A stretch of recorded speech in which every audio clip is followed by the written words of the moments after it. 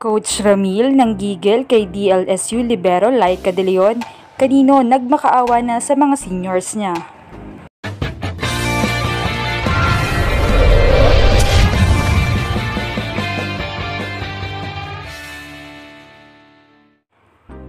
Isang crucial loss nga ang dinadamdam ngayon ng DLSU Ladies Spikers matapos silang talunin ng UST Golden Tigresses pagkatapos ng kanilang battle for twice to beat advantage.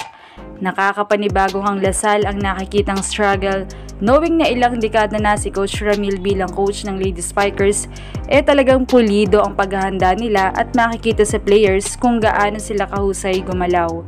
Kilala nga si Coach Ramil sa pagmold ng mga players every position.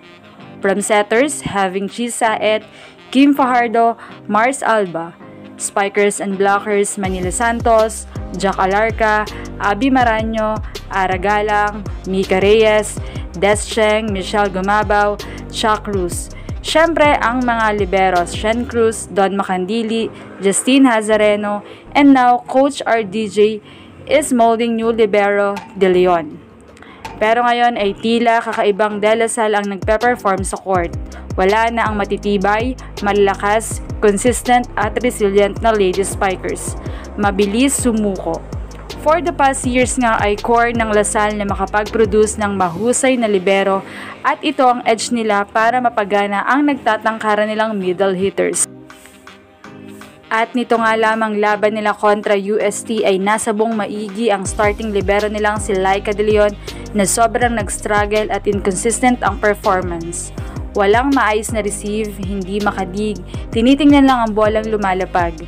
Dito ay na-call out si Laika sa timeout. Sinabi ni Coach Ramil na gusto mo bang bumalik? Gusto mo o ayaw mo? Dahil nga sa kanyang inconsistency, ay pinalitan siya ni Hernandez. Dito ay nagsalita na rin si Coach Ramil na pati libero walang katsaga-tsaga. Sobrang frustrated na talaga ni Coach Ramil dahil hindi nagre-respond ang girls sa game plan nila. Halos si Shrivana at Angel na lamang ang gustong manalo. Even si Angel na kagagaling lang sa injury ay nagmakaawa ng lumaban sila. Sa timeout nga kung saan ay 5-0 ang score in favor of UST, napasabi na lamang sa huddle si Angel ng "Ate puso, laban tayo. Ilaban na natin kung anong meron tayo. Laban na po." Sobrang nakakasakit ito for Angel dahil even mga ate niya ay sumusuko na agad. Ayon pa nga sa fans, ay mahiya naman sana kayo kay Angel na kababalik lang sa game. Pagbubuhatin nyo agad ng team? Anong masasabi nyo rito? Leave a comment below.